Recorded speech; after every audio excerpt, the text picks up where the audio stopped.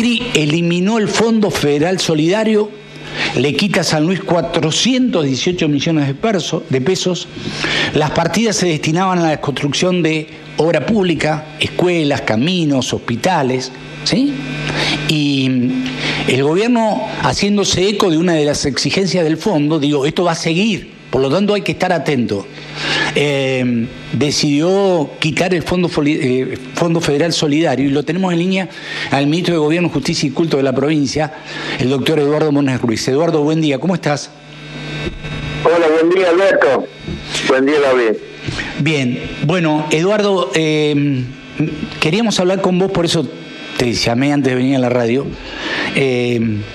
respecto a este tema, ¿no? Estas decisiones que va tomando el gobierno, que a San Luis no le resultan novedosas porque ha sido discriminado de todas las maneras, pero bueno, en este caso se ha eliminado el Fondo Federal Solidario, lo cual parece darle la razón al gobernador cuando en su momento no firmó el pacto fiscal, diciendo que era una farsa, ¿sí? ¿Qué opinión te merece el tema, Eduardo? Mira, primero que nada reivindicar todo lo expresado por el gobernador en aquella sesión del Senado, donde de alguna manera anticipaba lo que iba a pasar. Por otro lado, no es casualidad que el lunes, que está acá el Fondo Monetario Internacional, se empiezan a tomar medidas drásticas para los argentinos. Dentro de eso lo que hay que decir es que este primer ajuste, reconocido por el propio gobierno nacional, le va a ahorrar algo así como 60.000 millones de pesos, de acá a diciembre del 2019. Pero la exigencia del Fondo Monetario es que se ahorren 300.000 millones de pesos. O sea que tenemos que esperar una profundización del ajuste 5 veces mayor a esta. 5 veces. Sí. Pero a pesar de eso, no le van a cerrar los números. Porque solamente en el pago de intereses de la deuda externa, el año que viene hay que pagar 400.000 millones de pesos. Y por intereses de las letras del Banco Central hay que pagar entre 400 y 500.000 millones de pesos, Alberto. Sí. ¿Qué quiero decir con esto? La timba financiera y la timba de la deuda a la que nos llevó el gobierno de Macri, porque esto no se lo pueden endilgar al gobierno anterior, porque la timba, o sea, la bicicleta financiera, sí, y el endeudamiento no eran las características del gobierno anterior. Esto es responsabilidad solamente del gobierno de Macri, sí, que ahora llega a este tipo de cosas. Eliminar el fondo de la soja, que es olvidar un poco cómo nace. Eso nace como consecuencia de aquellos momentos complicados que tuvo la Argentina con la resolución 125, el paro del campo, la reacción de los gobernadores y demás, para coparticipar eso. Y así surge el Fondo de la Soja para que los municipios tengan obras para infraestructura. Fíjate vos, Alberto, que algo muy curioso, yo calculo que debe ser un furcio de ellos, pero ellos dicen, sobre todo lo dice el ministro de Hacienda, Duhovne, que el Fondo de la Soja nace cuando el gobierno nacional coparticipaba solo el 25% de lo que recaudaba, y que el fondo nace como una compensación por esa baja coparticipación. Y dice que en la actualidad se coparticipa el 33%. Sí. ¿Sabe cuánto dice la ley de coparticipación federal que hay que coparticipar en las provincias? Por lo menos el 53%. Fíjate vos, ahí ellos reconocen que le quitan a las provincias de movida 20 puntos de coparticipación. Claro. ¿Cómo no van a estar endeudadas? ¿Cómo no va a alcanzar? No les alcanza para nada a las provincias. Reconocen que en el gobierno anterior se quedaban con el 75%, pero ellos se quedan con el 67%, violando toda la ley de coparticipación federal. Sí. Pero a pesar de eso, nada alcanza. Entonces ahora le eliminamos también el fondo de la soja. ¿Y cuánto más van a eliminar? Si hay que multiplicar por 5 estas decisiones. Claro. Por 5. Entonces, yo hacía memoria hace un rato y me acordaba de lo que es la hipocresía, ¿no? Sí. Pero voy a decir, me acordaba que el senador Poggi, hace 2 o 3 meses atrás, presentó un proyecto en el Congreso de la Nación porque con eso iban a darle de nuevo el fondo de la soja a los municipios de San Luis. Sí. Que fue muy aplaudido y muy apoyado por el intendente Ponce. Y criticaba la actitud que había asumido el gobierno de San Luis en ese momento, ¿sí? Y criticaba la no firma por parte de Alberto Rodríguez. Así es. Que eran 10 minutos de fama lo que quería el Alberto, dice en el Senado de la Nación. Entonces, ¿viste? Estas son las cosas que hay que analizar. Porque prometer es re fácil. En campaña es re fácil. Fíjate vos, si no Macri, pobreza cero, iba a eliminar impuestos a la ganancia. La inflación no iba a ser un problema en su gobierno porque es re fácil resolver. No vamos a devaluar, sí. no vamos a devaluar, decía. Sí. Solamente este año ya se devaluó el 70%. Y otro tema fundamental, que venían a trabajar por la unidad de los argentinos y eliminar la grieta. Fíjate vos en la división que está en la República Argentina hoy, cómo permanentemente se trabaja sobre la división de los argentinos, cómo de alguna manera demuestran perversamente lo poco que le interesa lo que le está pasando al pueblo argentino. Yo referenciaba en un hecho la insensibilidad social del gobierno de Macri. ¿Te parece? Por ahí pasa desapercibido, ¿viste? Sí. Es decir, aumentó el 200% el costo del DNI, del Documento Nacional de Identidad.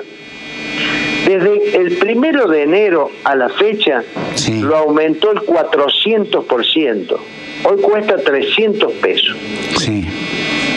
Y yo sé que hay sectores de la sociedad argentina que a 300 pesos no van a tener DNI. Sí. Pero el DNI no es un bien o una mercancía, es una obligación esencial del Estado de documentar a sus habitantes. Y un derecho de los ciudadanos de poder tener precisamente esa documentación, ¿sí?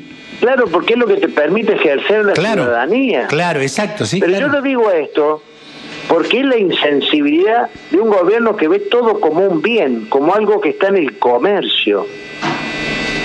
Sí. Entonces, a eso trasladalo a las consecuencias del tarifazo, a las consecuencias de la apertura de las importaciones, a las consecuencias de un país que vive con una tasa de referencia del 45% anual.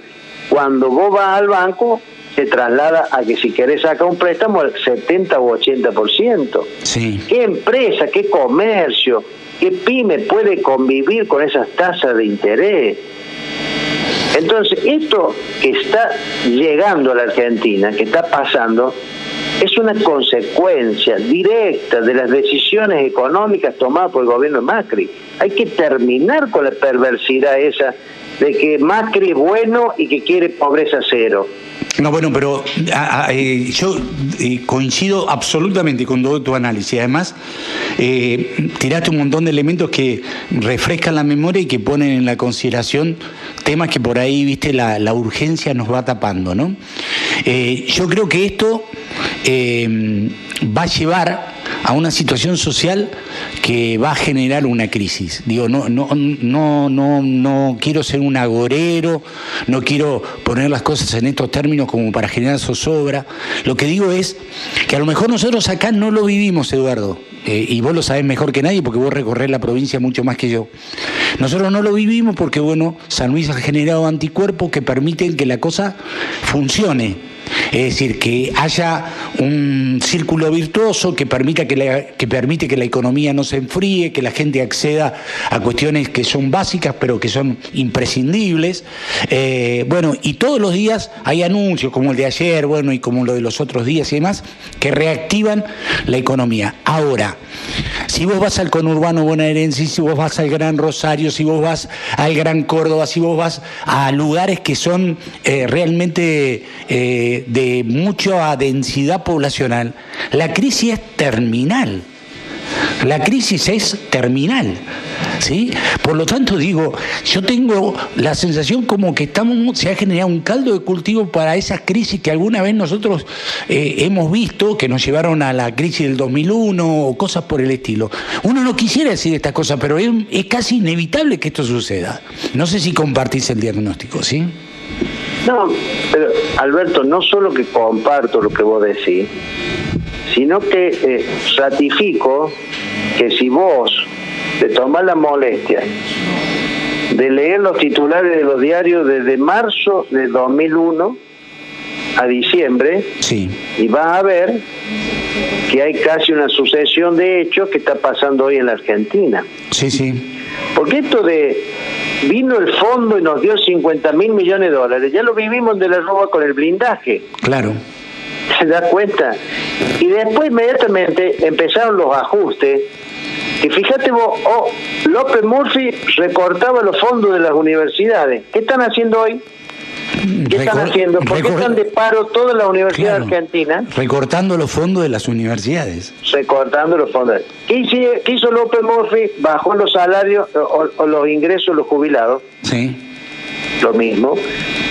El gobierno de la Rúa en un momento dado empezó a despedir empleos públicos. ¿Qué está haciendo Macri? Despide empleos públicos, como el caso de Telam, como el caso del CONICET, como el caso de la agricultura familiar, como el caso del INTA. Digamos, podemos dar muchos ejemplos. A eso súmale el parate del aparato productivo. Pero eso fueron decisiones. Cuando vos haces la apertura de las importaciones, trayendo las industrias chinas o asiáticas a competir con nuestras empresas textiles, terminan como terminan las industrias textil el otro día de Justo Arac, que te termina despidiendo o cerrándolo porque no se puede competir. Claro. Pero eso es una decisión, no es una consecuencia. No, es una decisión. El gobierno Macri. Claro. Y fíjate vos, ¿cuáles fueron las primeras medidas del gobierno Macri para... también hay que recordarle al pueblo argentino y sobre todo a algunos sectores? La primera medida es, le dice, vamos a levantar el cepo cambiario porque los argentinos quieren comprar dólares y hay que liberar que compren dólares. Pero la Argentina no genera ingreso en dólares. La Argentina no genera porque exporta muy poquito y la balanza comercial es deficitaria. Entonces la única manera que haya dólares en Argentina es a través del endeudamiento. Sí. Entonces, voy a decir, un día viste que pueden comprar 2 millones de dólares por día. No sé quién, vos no creo, yo tampoco. Claro. Y el pueblo trabajador mucho menos. Entonces, ¿para quién era eso de poder comprar 2 millones de dólares por día? Es para el sector. Claro. Que ellos representan. Claro. Entonces, esto son consecuencias del gobierno de Macri. Bien. Ahora, así como te decía lo del DNI, vos fíjate, Alberto, estamos en el año 2018 y estamos discutiendo hoy si hay sectores de la población argentina que van a poder tener derecho a tener luz o gas. Luz o gas, porque sí, eso es lo que se está discutiendo hoy. Cuando a vos te llega una boleta de 5, 6, 7 mil pesos, cuando el promedio... Corres el riesgo de no poder pagar. En la República Argentina, sí, el promedio del salario en la República Argentina son 15 mil pesos. Sí. Entonces, si a vos te llega el 50% de tu salario en una boleta de gas o de luz, claramente está discutiendo si vamos a tener el derecho a tener esos elementos. Sí. Entonces, cuando todavía nos habla, cambiemos los muchachos acá, sobre todo los locales, ¿no? Porque vos escuchás a cada uno acá en San Luis, que no tienen idea de nada, que no han administrado una calecita de una plaza, y no saben lo que está pasando y siguen hablando de un país que no existe. Pero siempre parece ser que la culpa de todo la tiene el gobierno del Alberto. No, porque el Alberto pero si ellos tienen la posibilidad de recorrer otras provincias y ver lo que está pasando. Entonces no es un problema de San Luis, es un problema nacional que lamentablemente, también hay que decirlo porque es en serio, va a repercutir en San Luis más allá de las decisiones que toma el Alberto todos los días para tratar de paliar la crisis. Sí, de cualquier manera digo que la actitud que asume el gobernador de generar precisamente esos anticuerpos es en el único, digo, no es para regodearse esto, ¿no? Pero digo, es en el único lugar del país donde pasa, digo, no hay otra provincia que de alguna manera se haya planteado una alternativa ante la crisis tan profunda como la que ha planteado el gobierno de la provincia, que tiene ribetes que van para todos lados y que genera indudablemente un montón de situaciones que seguramente van a servir para paliar esta crisis que es casi terminal, ¿sí? El hecho de generar trabajo, el hecho de generarlo de manera directa e indirecta a través de la obra pública, otras decisiones que ha ido tomando, me parece que son realmente lo que se debería hacer en cualquier lado. Para eso tenés que tener una administración ordenada, por eso San Luis puede y el resto no, digo, para poder paliar esta crisis que es terminal y que nos pone a todos en lo que vos decías. Me parece que es buenísimo y te lo voy a copiar. No sabemos hoy si vamos a vivir con luz y con gas. Sí, parece primario eso, parece que fuera un derecho innato que todos tenemos a esa alternativa. Lo que pasa es que, como está planteada la cosa, pasa a ser un lujo eso casi, ¿sí? Claro, pero te sumo más. Sí. Te sumo más. Hoy los municipios del país están viendo cómo pagan la boleta del alumbrado público. Claro, sí. Los municipios del país, no solo que le van a sacar el fondo de la soja, sino que no saben cómo van a poder pagar la luz. Entonces, también va a llegar un momento en que se va a discutir si las ciudades van a tener el alumbrado público que tienen hoy. Pero, a ver, por eso que yo te decía con el DNI de ver todo como un bien o una mercancía. Sí. El alumbrado público es algo que las ciudades no pueden no tener. Pero no es algo con lo que el municipio gane plata. ¿Te das cuenta? Lo mismo que en muchos municipios, ¿qué pasa? La boleta se duplica porque para que funcione el sistema de cloacas o para que funcione el tema del agua, muchas veces necesitan bombas. Muchos municipios en San Luis necesitan el bombeo. Entonces, eso va generando una boleta impagable. Ahora, estamos hablando de proveerle agua, cloaca y luz al pueblo de cada municipio. Es lamentable lo que estamos viviendo, porque estamos, como te decía con el DNI, hablando de derechos básicos, esenciales, que el municipio no va a poder trasladar al costo de las boletas municipales porque ya la gente no puede pagar la luz y el gas. Claro. Entonces, ve que es un círculo tan vicioso y tan perverso de interpretar que algunos servicios esenciales y básicos para la población pueden ingresar al mercado como lo lleva Macri, es lo que nos va a llevar a que después los sectores de la población no tengan acceso a las cosas básicas. Sí. Entonces, estamos todo el día con la presión mediática, ¿viste? Sí, permanente, claro. Mientras al pueblo le van sacando derechos básicos, porque no estamos hablando de, como ellos, ¿viste? Nosotros queremos comprar $2 millones por día. Estamos hablando de tener luz, gas, cloaca, agua. Entonces, yo creo que llegó el momento de sacarle definitivamente la máscara a los muchachos que representan Cambiemos, sí, y ponerlo contra la pared y decir, che, ¿a quién van a defender ustedes? ¿Van a seguir defendiendo a los intereses que representa Macri o van a defender los intereses del pueblo de San Luis? Y bueno, y ahí se verá luego a qué intereses representa. Está muy bien el ejercicio que vos proponés, ¿sí? Yo creo que a esta altura del partido muchos de los muchachos que vos, a los cuales señalás sin señalarlos, sin mencionarlos, es decir, es como que han perdido definitivamente el rumbo, ¿sí? Porque además ellos han planteado posiciones en consonancia con el gobierno que los hace cómplices, y la gente lo sabe. Sí, a esta altura del partido, más allá del esfuerzo que hagan algunos medios nacionales, en San Luis todos sabemos quién es quién. Entonces todo el devenir, vamos a tomar un solo ejemplo, el de Poggi. Todo el derrotero de Poggi como senador de Cambiemos ha sido tristísimo para la provincia de San Luis. Es decir, ya había sido triste la actitud que había tenido antes, y todo lo que descubrimos a partir de las cosas que fueron contando ustedes, del desastre que había hecho en la administración pública y todo lo que se había llevado que no era de él. ¿Sí?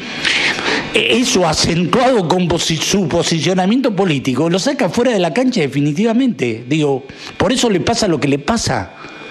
Sí, es decir, hoy hace reuniones y no concita la atención de nadie. Y él también padece, por ejemplo, situaciones como las que estamos hablando, porque el otro día le cortaron la luz en la sede que tiene acá en Villa Mercedes. Sí, parece una paradoja, pero es así, es una anécdota, ¿no? Hay otro caso que es digno de destacar también. Sí. Que el intendente Enrique Ponce. Que sí, ni hablar. Enrique Ponce era del sector más ultra del kirchnerismo en San Luis. Sí. Era el sector de Alicia Kirchner. Era el sector de Colina. Sí. Digamos, posiciones extremas. Y hoy es un abanderado del macrismo en la provincia de San Luis. Entonces, parece ser que no tuvieran, pero el más mínimo rubor para saltar de la izquierda a la derecha sin ningún problema, pero aparte defendiendo esos intereses con la misma pasión que los defendía antes a los de los otros. Claro. Entonces, viste, voy a decir, pero finalmente, ¿por qué hacen eso? Hacen eso porque no es un problema de doctrina ni de convicciones ideológicas, es un problema de intereses personales. Claro, de conveniencia, sí.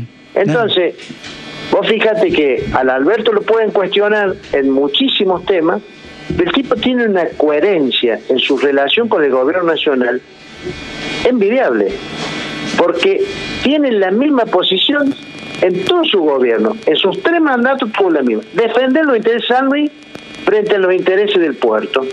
Y lo dice acá y lo dice en Buenos Aires. No cambia el discurso.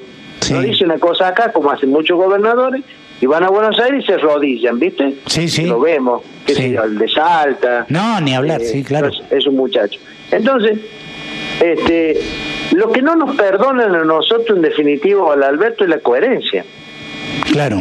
Porque no le pueden decir, el Alberto fue el único gobernador que hizo el juicio por la coparticipación. Lo ganamos después de 8 años, y hace 2 años y 8 meses que estamos esperando que el gobierno nacional, así como salió corriendo a pagarle a los fondos buitres en diciembre del 2015, le pague a San Luis la deuda interna, sí, que está reconocida por la Corte Suprema. Sí. Ahora, este dato te lo doy como para que el pueblo de San Luis, el pueblo de Mercedes, entienda de qué hablamos cuando estamos hablando de la deuda.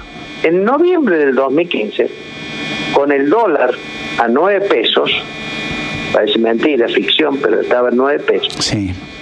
El fallo sin los intereses representaba más o menos 1.200 millones de dólares. 1.200 millones. Hoy, fíjate cómo se va licuando la deuda. Hoy eso mismo representa 400 millones de dólares.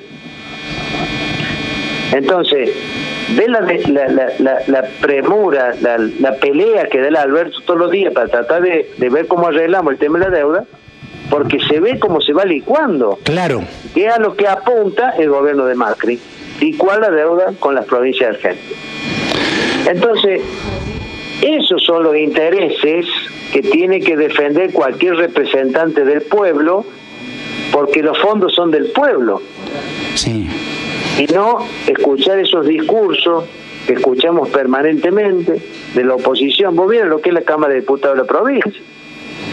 No, sí. Es una cosa loco, parece que ellos viven en Suiza, ¿viste? Y nosotros somos, no sé, pero bueno. esa es la realidad con la que nos toca vivir todos los días, pero fundamentalmente la realidad que le toca vivir al pueblo trabajador que está sufriendo, que como hemos repasado a lo largo de esta entrevista, no puede pagar las cosas básicas, sí, no consigue empleo. Entonces, ¿cómo no vamos a estar preocupados, Alberto? No. Claro que estamos preocupados. El Alberto Rodríguez hace todo lo posible, todos los días. Vos ves las cosas que intenta, por dónde va, busca, y si se equivoca, vuelve a buscar, pero todo el tiempo tratando de ver cómo hacemos para pasar esta crisis con la menor consecuencia social. Por supuesto.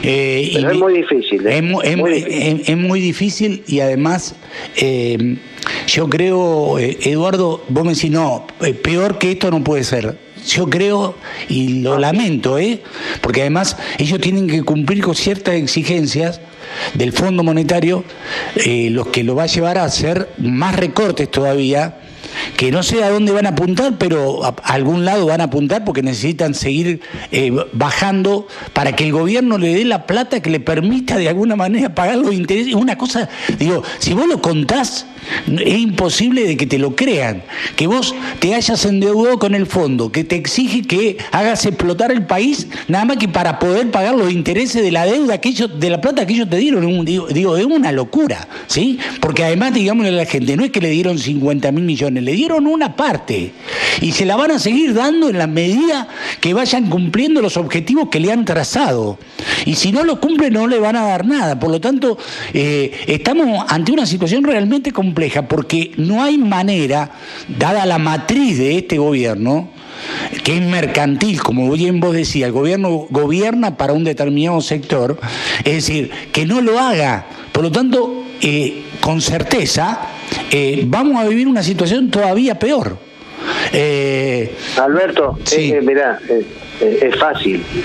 El ajuste que le exige el Fondo Monetario son 300.000 millones de pesos. Sí. O sea que esto que ha anunciado hay que multiplicarlo por 5. Sí. Ahora, 300.000 millones de pesos, para traducírselo a la gente, es el presupuesto de 12 provincias como San Luis. O sea, la mitad del país. 12 provincias como el país se vuelven inviables con el ajuste de 300.000 millones de pesos. Claro. Entonces ya no estamos hablando de un ajuste, estamos hablando de que la mitad de las provincias argentinas están condenadas.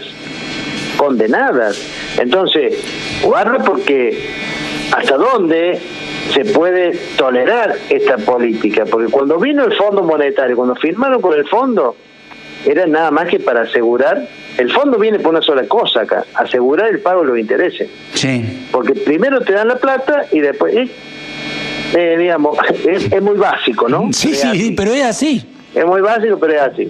Entonces, en ese marco, vuelvo a un tema que es importante. Y que yo lo he venido diciendo y que por ahí no me escuchan.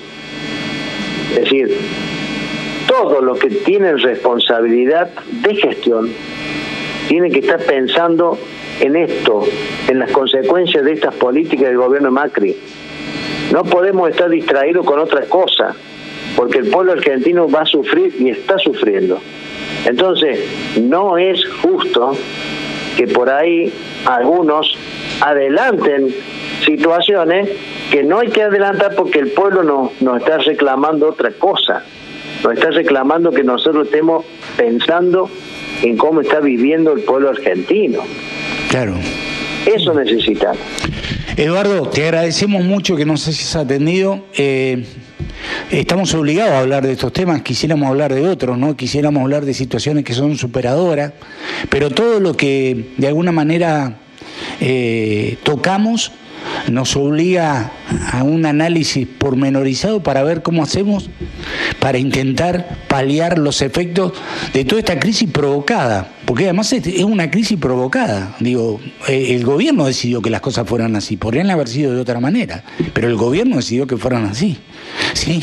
Así que nada, espero que seamos lo suficientemente maduros como para realmente en la próxima elección sepamos cómo elegir. Me parece que hoy la suerte del gobierno depende, y de esto sí te pido una reflexión, La suerte de Macri depende mucho más de la oposición que de él. La suerte de él ya está echada, ¿sí? Ahora, va a depender de la oposición el saber generar una alternativa que sea lo suficientemente seductora como para entender que hay otro rumbo para el país, ¿no? ¿Qué opinión te merece este tema político? No, en eso coincido con vos en el sentido de que depende mucho de la oposición, porque primero que nada hay una cosa que sí hay que decirla, que nosotros desde nuestra posición peronista tenemos que asegurar y garantizar la gobernabilidad, porque los gobiernos duran hasta el 10 de diciembre de los 4 años. Sí.